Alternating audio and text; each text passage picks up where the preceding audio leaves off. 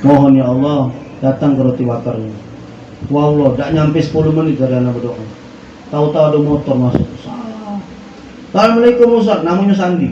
Umumnya masih hidup. Makanya anak berani jadi itu. Namanya Sandi. Assalamualaikum Ustaz. Waalaikumsalam. Sehat kan? Sehat. Ngapa sini? Tak kate Ustaz, aku ni lewat sini tadi. Tak tahu teringat dengan Ustaz. Nak ngapo? Ngapa Ustaz kate nak nganter Ustaz? Kalau biasa nak pengen makan roti bakar. Nyamber langsung. Langsung berdetak. Astagfirullahaladzim. Disitulah anak punya keyakinan. Makanya anak minta apa? Ngomong anak dengan Allah. Kapan nak minta apa anak ngomong? Makanya malah ngomongnya anak di kampung itu lemah ni jadi Ustaz Ali itu. Ngapa dah lemah? Kita punya big boss.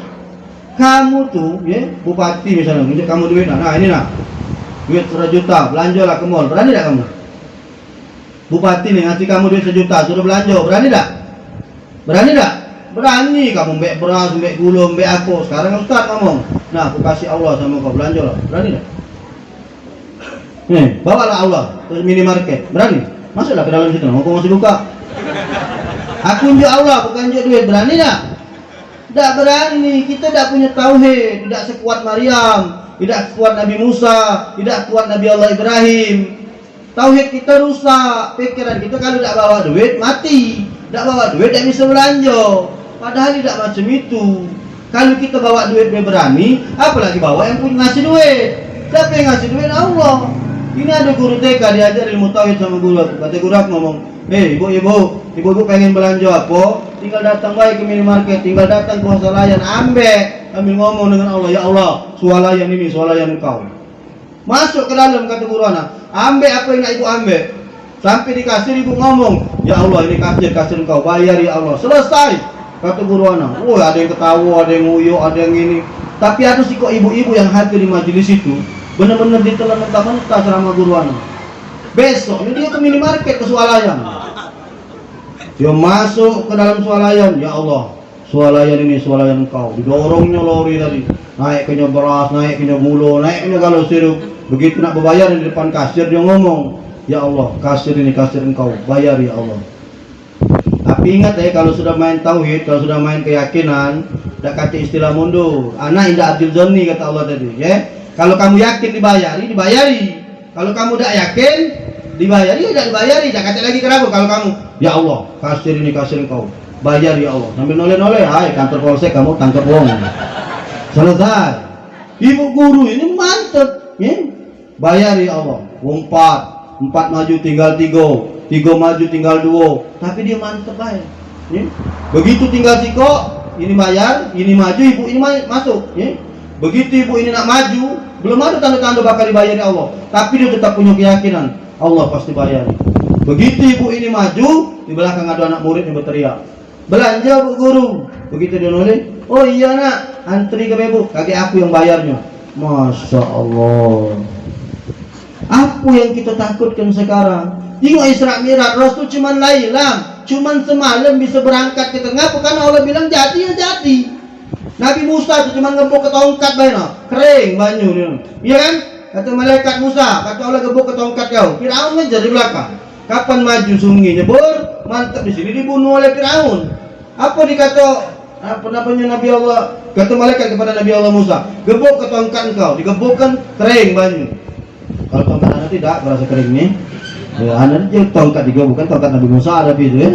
Tidak kering tongkatnya, banyunya ya, digebukkan. Tapi Nabi Allah punya keyakinan, begitu digebukkan, benar-benar laut itu terbelah dulu.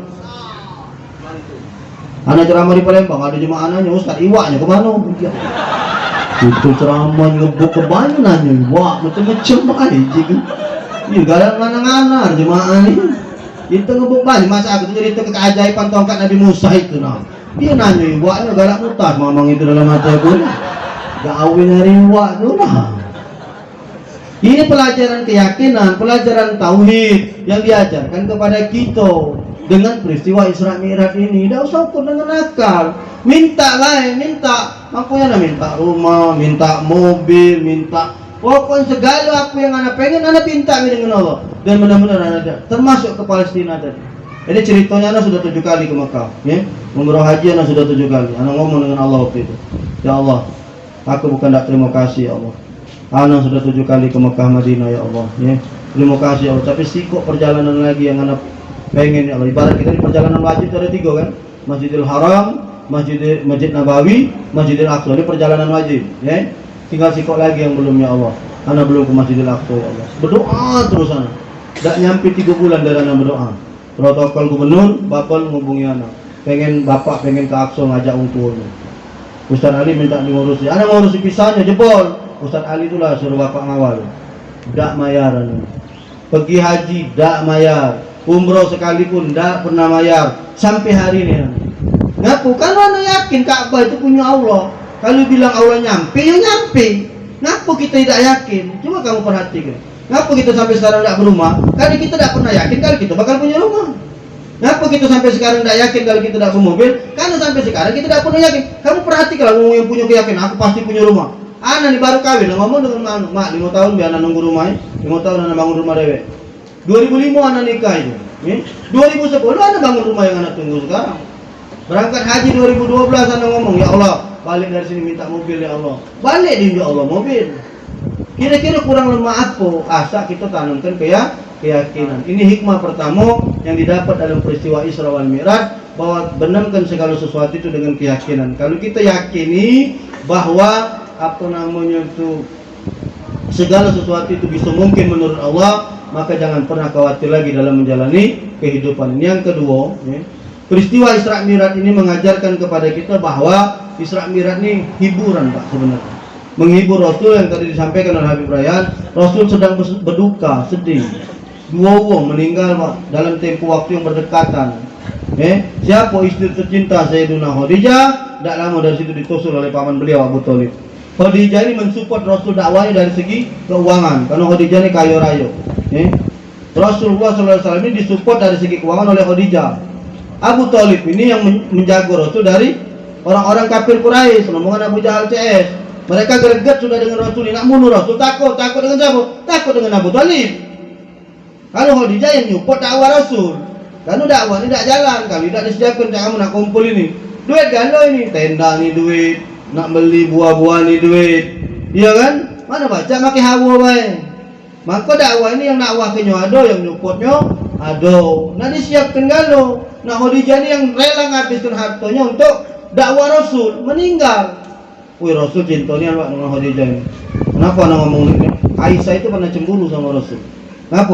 Khadijah sudah meninggal dunia, namanya masih disebut oleh Rasulullah SAW.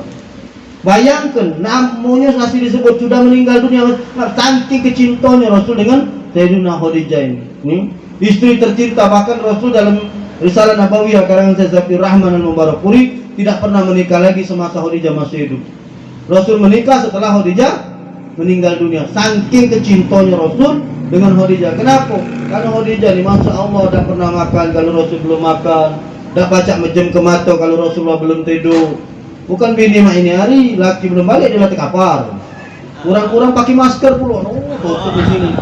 Tunjuknya apa namanya sini? Timun. Apa laki balik hidup ke lampu? Wow, terkejut. Padahal tidak boleh. Khadijah itu tunggu dulu Rasul. Setelah tunggu, kalau Rasul balik ditawarkan dulu dirinya, ya Rasulullah, apakah engkau berkenan denganku malam ini? Kalau berkenan dilayani, kalau tidak baru ditinggal ke tedo. Itu yang benar. Makanya aku kalau hikmah pernikahan ku ajar betino, ya. Kamu pengen dicintai laki nelo ya Khadijah. Apa kata Rasulullah? Selama Khadijah itu menikah dengan aku, tidak pernah aku minta dengan beliau, tapi beliau selalu nawar ke dirinya untuk aku. Tidak pernah Rasul minta dengan Khadijah itu. Khadijah yang ngomong, ya Rasul, apakah engkau berkenan dengan malam ini? Kalau berkenan dikawani, kalau Rasul tidak, istirahat dia baru. Itu Khadijah. Betina mak ini hari lah dijawil, berepot. Nah ini tak ngerti kamu tuh diam-diam sini. Tak ngerti kelompok sini deh. Ini tutup kuping kau, ngerti tak? Ini sudah dijawil main. Mencoba kan ini kanji nih han. Itu nah neraka jahanam tuh kan ada. Ini Khadijah menawarkan dirinya, wangkonya Rasul itu tidak pernah bisa melupakan Khadijah. Dan Khadijah itu kata Rasul, setiap malam Jumat, setiap hari Jumat selalu mengganti seperti tidurku. Makanya Rasul katakan, baiti janati, rumah tangga itu surga aku. Itu Khadijah, bini mak ini hari ganti spray setahun 2 kali. Lebaran Idul Fitri dengan Lebaran Idul Adha. Kapan direndam ke di kambang mati kalau iwa. Lah tinggal ilernya ya. Nah 2 orang ini meninggal. maka Rasul temenung. Rasul tu sedih Rasul. Rasul dari Mekah, sempat ke Taif Rasul. Waktu paman beliau meninggal, ngaku wong kafir Quraisy ini ngancam nak bunuh Rasul. Rasul hijrah ke Taif dengan harapan penduduk Taif ini bisa menyambut Rasul. Rupanya parah, penduduk Taif lebih parah. Mereka melempari Rasulullah SAW sampai ada batu yang kena gusinya gerahamnya Rasul nyampak. Nih, ngocor darah. Itu malaikat ngamuknya nih. Aku baru tahu itu malaikat baca marah juga dia rupanya. Apa sih malaikat? Ya Muhammad, izin ke gunung ini kuangkat, kutimpo ke dengan penduduk Taif ini. Mereka sudah kurang ajar kepadamu ya Muhammad. Aku dijawab Rasul, jangan ya dulu, jangan. Mungkin ada kakek anak keturunan mereka yang bakal beriman kepada Allah Subhanahu wa taala. Kalau bangsa Rasul iya ke waktu itu, habis Taif sampai sekarang, tak ngerti anak keturunannya. Tapi Rasul ngomong jangan. Coba kalau kamu, mana timpo ke laju lah, gitu. Iya kan? Kan kita beda sama Rasul lah. Walaupun kita umat ini beda-beda sedikit lah dengan Rasul ya. Tahu tak kamu, kita ini beda sedikit. Kalau Rasul makannya sedikit, kalau kita sedikit-sedikit. Nah itulah sedikit itulah ya. Nah, kalau Rasul itu sedikit-sedikit sedekah, kalau kita ini sedekahnya. Nah, jadi beda kita dengan Rasul cuman sedikit. Kalau Rasulullah tidurnya cuma sedikit, bangun tengah malam tahajud ya. Jadi tidurnya cuma sedikit. Kalau kita ini sedikit-sedikit. Nah, itulah kamu. Jadi beda kamu dengan Rasul cuman sedikit. Ya. Rasul sallallahu alaihi wasallam masya Allah. Nak ditimpa di sakit tiba Rasulullah. Sayyidina Umar tahu kamu ngapa masuk Islam? Nak ngapa Rasul? Baru nempat ke pedangnya, geger, nyampak. Begitu Rasul nengok pedangnya nyampak, diambil sama Rasul. Nah Umar, pedang kau nyampak. Kalau kita, orang nak bunuh kita, pedangnya nyampak, kau mati, kau dumpang. Kalau kita, Rasul tidak tinjau ke pedangnya, makanya Sayyidina Umar langsung bersahadat. Masya Allah, kenapa? Saking hebat kemuliaannya. Ada perempuan Yahudi, kapan Rasul nak ke masjid ngeludahi, kapan Rasul nak ke masjid diludahinya. Cuma dilapis sama Rasul. Rasul ke masjid, kena lagi dibahas, dilap sama Rasul. Cak itu baik. Rasul tapi menaku berempang, bibik itu jangan main. Rasul sabar bibi gitu, mana diludahi, dijadiin ngomong kita nak marah. Ini diludahi, dilapis sama Rasul cuman. Sekali hari waktu Rasul nak ke masjid, bibi ini tak kata lagi. Tak kata lagi yang biasa ngeludahin. Rasul ke masjid. Selesai dari masjid, Rasul mampir ditanya dengan orang sana. Mana ibu yang biasa ngeludahi aku di sini? Ya Muhammad, dia lagi sakit. Dengar dia sakit, Rasul yang datangi pertama kali ke rumah betina itu. Ini cerita perempuan Yahudi masuk Islam. Begitu Rasul ketok pintu, kaget betina ini. Nyingok Muhammad datang. Ya Muhammad, ngapa engkau datang? Apa kata Rasulullah? Aku ni biasa lewat di sini, biasa kau ngeludahi aku. Ini kau dah kata, aku ni nyari kau kangen ngeludah kau ni. Kau kira-kira, kau dari mana? Ku tanya rupanya kau sakit, ya Muhammad. Kau kan tahu aku ni paling benci dengan kau. Kau kan tahu aku ni lagi ngeludahi kau tiap hari. Tapi ya Muhammad, kau yang pertama kali besok aku sakit, ngapo? Kata Rasul, kau tu benci dengan aku karena kau belum tahu dengan risalah yang ku bawa. Kalau kau mengerti dengan risalah yang ku bawa, pasti kau tidak akan benci lagi dengan aku. Maksudnya dengan Islam ini. Masya Allah. Saking kebaik dan bagusnya pekerti Rasulullah itu. Makanya innama bu'istu liutammima makarimal akhlak. Rasul diutus oleh Allah itu untuk menyempurnakan akhlak. Karena memang akhlak Rasul itu Masya Allah. Kate tandingannya Pak. Kalau bahasa anak Rasul itu bagus rai, bagus perangi. Kita ini ada juga Pak, rainya bagus, peranginya jahat. Itu rainya bagus, tapi perangi jahatnya. Ada juga yang peranginya bagus, rainya jahat. Ya tuh walaupun rai jahat, tapi peranginya bagus. Yang kata antaran ini rai jahat, perangi jahat. Itu PKI, pendek kecil hitam. Mati ngantuk dulu. Dibawa Rasul ke Sidratul Muntaha, dihibur karena Rasul kehilangan dua orang tercinta. Apa hikmah kedua ini yang bisa kita ambil? Ternyata, sholat ini mampu menghibur diri kita. Kalau kita lagi ditimpa musibah, lagi susah, ambil air wudhu, bentangkan sejadah, sholat, tenang hati kamu. Palak lagi pening, misalnya, ya, apa guna kita? Ambil wudhu, sholatkan, selesai, tenang hidup kamu. Jangan sedikit-sedikit ada masalah diskotik, ada masalah dikit-dikit karaoke, ada masalah, jangan. Bentangkan sejadah, ambil wudhu, luntur. Ngap, Rasulullah diundang ke Sidratul Muntaha untuk menerima perintah sholat, ya. Dihibur oleh Allah Subhanahu wa taala dalam perjalanan Isra Mi'raj. Makanya jangan remehkan sholat, Pak, ya. Di dalam perjalanan Mi'raj Rasul sallallahu alaihi wasallam melihat sekelompok kaum kepalanya dipecahkan, sudah hancur, dipecahkan, sudah hancur, dipecahkan. Rasul bertanya kepada malaikat Jibril, "Man hum ya Jibril?" "Siapa mereka ini ya Jibril?" "Ya Muhammad, itulah kelompok umatmu kalau dengar panggilan azan dia caidak bae. Allahu akbar, Allahu akbar, dia caidak bae." Makanya tadi kata Habib Raihan, "Awalu ma yuhasabu abdul yaumul qiyamati as-salah, fa in sunnah sunnakulu, wa in fasadat sayru kuluhu." Amal ibadah kita pertama kali bisa oleh Allah itu sholat. Bagus sholatnya, bagus amal ibadah yang lain. Rusak sholatnya, rusak amal ibadah yang lain. Maaf bapak-bapak, ya, adik-adik, setan tidak usah rusak sedekah kamu, tidak usah rusak haji kamu, tidak usah rusak zakat kamu, tidak usah rusak umroh kamu. Dia rusak sholat kamu, selesai. Karena hadisnya jelas, Sahih Bukhari Muslim itu. Wa in fasadat sayru kuluhu. Rusak sholat kamu, rusak amal ibadah yang lain. Makanya kalau bahasa aku, sholat ini checkpoint. Kalau kita masuk ke bandara itu, kalau masih bunyi, tidak boleh, wow, keluar dulu. Kita masuk bandara nih, wing wing wing wing, masih bunyi. Suruh keluar tak? Keluar. Keluar. Periksa dulu. Oh, cincin. Lepas dulu, ini logam. Kalau ada kandungan logam, bunyi checkpoint. Kalau bunyi belum baca dulu ke perjalanan, mundur dulu. Lepas dulu cincin.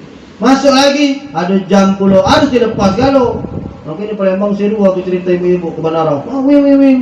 Lepasnya gelang, wing, masih bunyi lagi. Pegal ibu itu, wing wing. Bunyi apa lagi? Apa juga ngawak duit logam pulau. Lembek lu duit logam. Masuk, habis. Wing wing masih bunyi. Marah dengan petugas. Bunyi apa lagi? Ganti lagi aku nih. Duit logam sudah dilepas, cincin sudah dilepas, jam sudah dilepas, tapi alarm masih bunyi. Mundur lagi betul. Cuma masuk lagi. Wing wing. Cari dah kat jalan tenian. Mundur lagi. Kapan maju? Wing wing. Apa dia ibu ini? Oh, kapan terabu PH nya makin peniti rupanya. Macam-macam pun. Bunyi rupanya. Jangan dia tahu. Mak kamu kalau nak ke bandara jangan makin peniti, ya. Sampai yang baru, ya. Artinya kalau sholatnya masih bermasalah, jangan pernah berharap zakat kamu diperiksa, haji kamu diperiksa, puasa kamu diperiksa, jangan. Benari dulu sholat. Awalu ma yuhasabu abdul yaumul qiyamati as-salat. Ya, kalau kamu benar sholatnya, benar. Apa namanya ibadah yang lain baru diperiksa kalau. Tapi kalau rusak sholatnya, maka rusaklah seluruh amal ibadahnya. Maka daripada itu, sama Habib Hamid di sini dengan guru-guru yang lain belajar bab sholat. Kalau anak pikir maghriban, anak ngajar pikap Safinatun Najah karangan Salim bin Abdullah bin Sumair. Belajar tadi bab istinja. Karena banyak budak-budak di masjid kebanyakan kencing nih, anak-anak, ya. Anak-anak majelis, anak-anak pesantren. Kita kadang istinja tidak ada benar belajarnya. Ya anak, gara-garanya anak ini nanya budak pikir ini, coba kamu kalau habis kencing, mak mana bersih ke? Macam-macam ada yang ada yang main ini, Bim. Akhirnya puji udah benar kan kamu nih. Akhirnya anda buka sudah. Kita kakek dulu ngelantur belajar yang lain. Kita belajar bab fikir dulu. Belajar dari bab istinja. Ngapo? Tak benar kamu bersihkan dari kencing ini, tak sah sholat kamu. Syarat sahnya sholat itu suci badan, suci pakaian, suci tempat. Ya? Badannya bersih, tempatnya bersih, pakaiannya kena najis, bekas baju kencing, tidak sah dipakai sholat. Nah, bab-bab macam itu tidak bisa nak dipelajari di sini. Di mana mintanya belajar sama Habib. Habis lebaran buka bab fikih, belajar dari istinja, belajar dari bab air, belajar dari bab wudu, belajar bab sholat, tata caranya beda-beda, Pak. Ya, beda-beda sholat. Takbirnya beda mana? Allahu Akbar di sini, Allahu Akbar ada di sini, Allahu Akbar ada di pucuk, Allahu Akbar ada di sini, ada lagi Allahu Akbar dilepas ke baik. Nak belajar, kalau kamu tidak belajar tidak baca. Kalau tidak belajar itu kalau sering salah menyalahkan. Selalu kamu itu muni usolli. Sholatlah kamu mak mana cara kamu nyinggung aku sholat. Kalau kita tidak belajar dengan guru-guru kita, tidak belajar dengan para habaib kita, maka kita tidak bakal bisa. Maka daripada itu tidak cukup.